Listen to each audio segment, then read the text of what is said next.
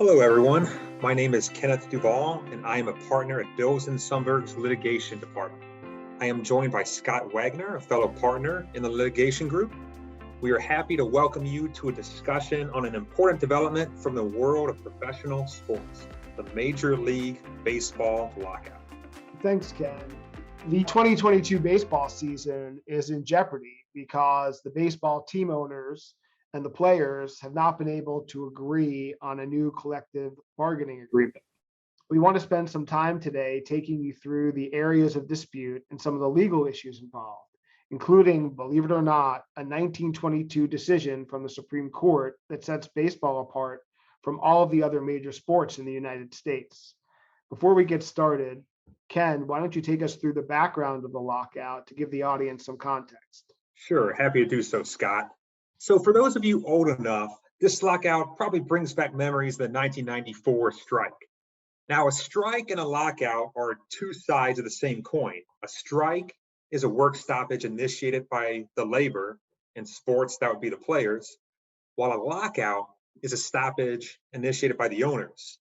So this time around, the owners took the initiative to bring a stop to baseball.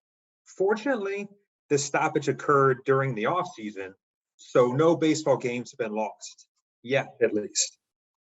Ever since the resumption of baseball after the 1994 strike, there had been uninterrupted labor peace until now. The owners and players had agreed to a series of CBAs, that is, collective bargaining agreements. Each CBA sets forth the relationship between owners and players, including things like revenue sharing. The most recent CBA expired at the beginning of December of last year, 2021. And because the owners knew that they and the players were miles apart in negotiating a new CBA, the owners initiated lockout, and here we are, still in the off season, still with the lockout, still waiting for a new agreement between the owners and the players. So with that background in mind, let's dive in, Scott. So let's start off for the audience. What is it that makes sports different from other industries in terms of its competitive structure? So in sports, and whether it's baseball or football or basketball, while the owners are competing with each other to win games and win championships, they are not seeking to put each other out of business or to buy them out as in other industries. Instead, the owners need each other. Each team needs many other teams to play against.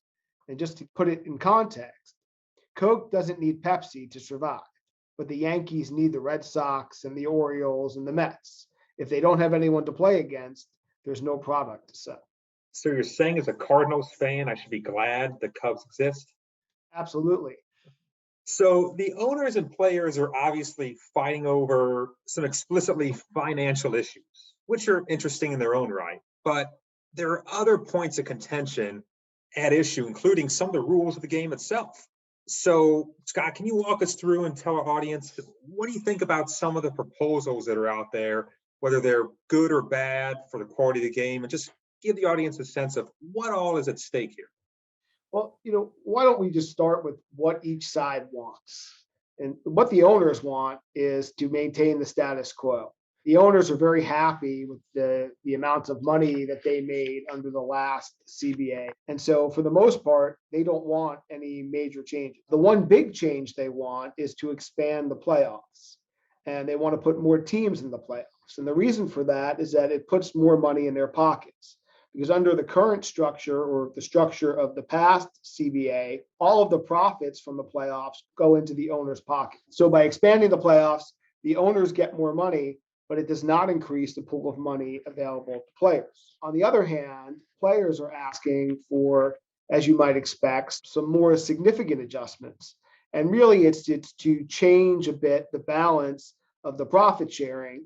And the idea is that more money would go into the player's pocket. So one of the big issues on the table that has financial implications, but that is not specifically financial, is an adjustment to a rule that provides for service time manipulation. And what is service time? Baseball players need a certain amount of service time to be eligible for free agency. Until they're free agents, baseball players are the early part of their career linked to a set salary, and then after the first few years, they're eligible for arbitration. What every baseball player is looking to do is to get to free agency as quickly as possible. And when you are eligible for free agency is determined by your service time. And perhaps the most well-known example of service time manipulation relates to Kris Bryant, and that was back in 2015. 2015, Kris Bryant, it was widely accepted that Kris Bryant was one of the best prospects in Major League Baseball and that he was good enough to make the Cubs opening day roster. However, the Cubs kept him in the minor leagues, and they only brought him up to the major leagues one day after enough time had passed so that he would not get full credit for service time in the 2015 season. The implication of that was that it allowed the Cubs to control his rights for an extra year, meaning that he would become a free agent following the 2021 season as opposed to the 2020 season. Ironically, once the CBA issues are resolved, Kris Bryant will be one of the 2 or 3 most sought after free agents on the market. And sorry, Ken, I don't think he's going to go to your beloved Royals. It looks like he's going to come to my Mets. One of the other issues that's been discussed is getting younger players to free agency faster.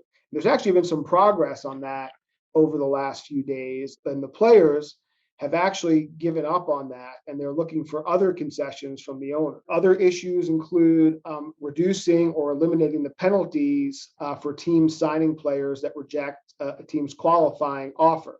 So right now, the way things work is that if a team gives one of its players a qualifying offer and another team signs that player, the team that lost the player gets a draft pick. And the thought is that depresses offers to players who receive qualifying offers. The last point I'll mention is that the players don't like the playoff adjustment.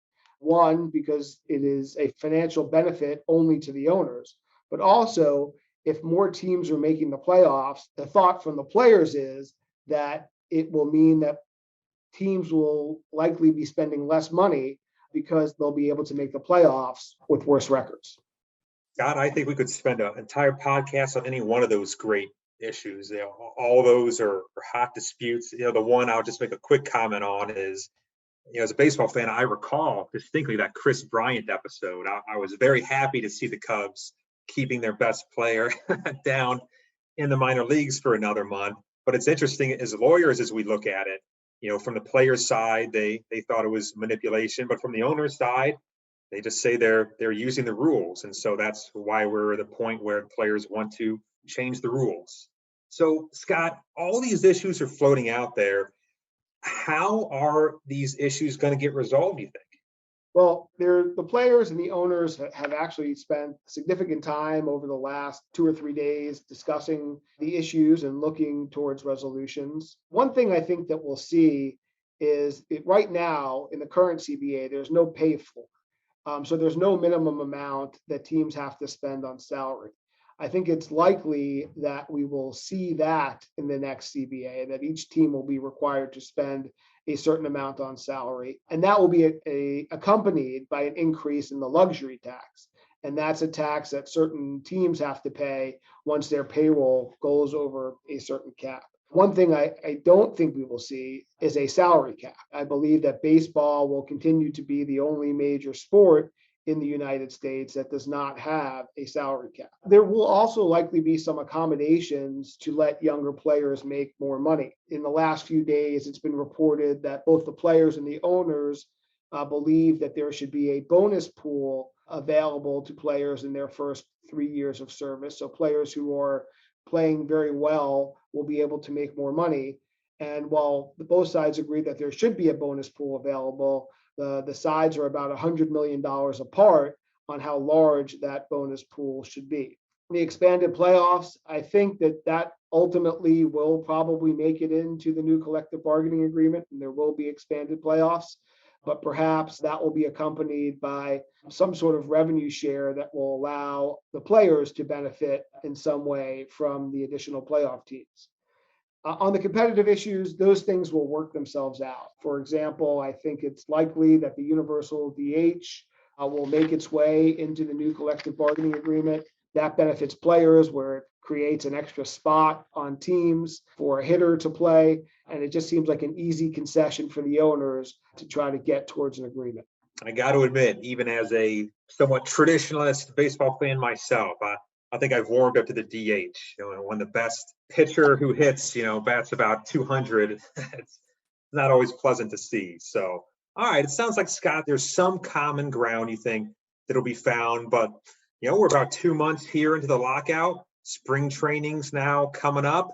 I'm starting to have flashbacks to 1994. So the big question, I'd say $1 million question, but it's far bigger than that. Will there be a 2022 baseball season? It's really $1 billion question.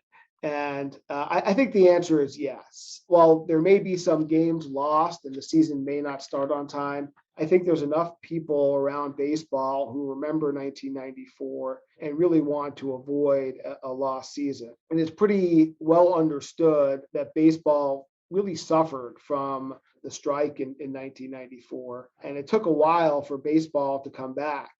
And, many people really believe that it wasn't until, I believe it was 1998, when Mark McGwire and Sammy Sosa were chasing Aaron's home run record, that baseball really came back. And so it took several years for the game to recover after the last strike.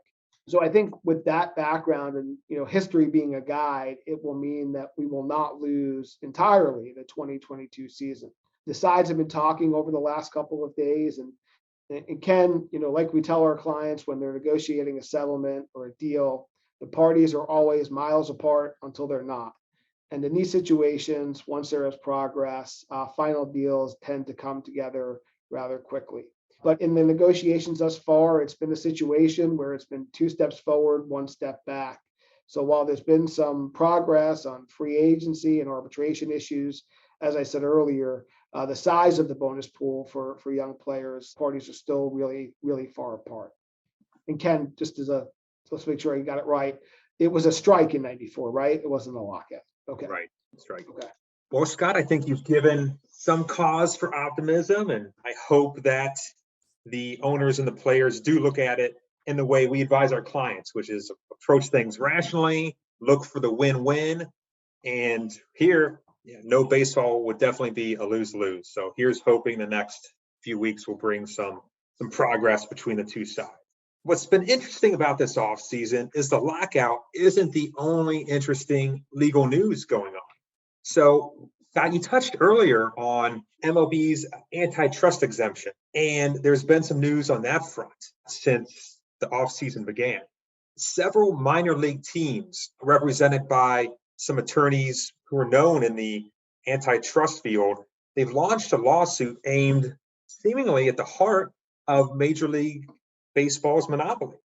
So how do you see that challenge going to this century-old precedent playing out? Let's take a step back and we'll kind of build towards where we are with the lawsuit. I think, as we mentioned at the outset of our discussion, baseball is unique amongst the sports in the United States in that it has an exemption from the antitrust law. The exemption stems from an opinion written by the legendary Supreme Court Justice Oliver Wendell Holmes in a case called Federal Baseball Club of Baltimore versus National League of Professional Baseball Clubs. In this case, it's coming up on its 100-year anniversary. And in that opinion, the Supreme Court granted baseball an exemption from the antitrust laws. And through the years, other leagues and organizations, the NFL and the NBA, have tried to take advantage of baseball's antitrust exemption.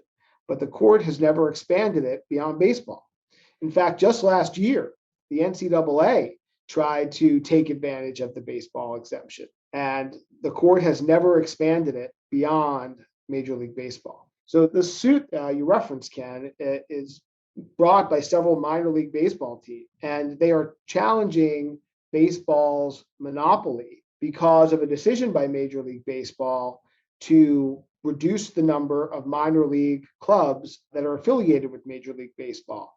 And last year, or over the last 2 years, Major League Baseball has reduced the number of minor league affiliate teams by 40 teams. And the minor league teams are arguing that the collective decision by Major League Baseball to reduce the minor league affiliates is anti-competitive and violates United States antitrust laws. In a recent decision, In the court's consideration of the NCAA case that was up at the Supreme Court last year, Justice Gorsuch made a comment that called into question the wisdom of baseball's antitrust exemption. And the minor league clubs have seized upon that comment and are using this factual scenario as an opportunity to challenge baseball's antitrust exemption. And the truth is, there really is no justifiable reason why Major League Baseball should be treated differently than any other sport. That said, the baseball exemption has survived numerous challenges over its 100-year history. Now, it's going to take a while for this minor league case to weave its way through the courts and get up to the Supreme Court. And you can never predict what the Supreme Court is going to do. If I were sitting in Major League Baseball's shoes, I'd be concerned about Justice Gorsuch's comments. It certainly indicates that the minor league clubs will have a receptive ear if the case gets to the Supreme Court, and the Major League antitrust exemption could certainly be in jeopardy. And if the court takes away Major League Baseball's antitrust exemption, the next collective bargaining agreement could look very different. There's been so much talk among lawyers over the last few years, as you know, Scott, about how the remade Supreme Court with so many new justices on the bench are going to affect various areas of the law. And it's fascinating that here it is, coming home to roost possibly for baseball. This 100-year-old precedent might be at risk. So it could be seismic in the long term. And look, it could be something that a very divided court agrees on. Gotcha. Well, we'll have to, watch the stands and see if any of the justices are at baseball games or not. All right. Well, to our audience, thank you for tuning in. We look forward to bringing you more informative and timely podcasts on issues of importance to you. All of our podcasts can be found on the Bilzen Sundberg Lawcast at bilzen.com.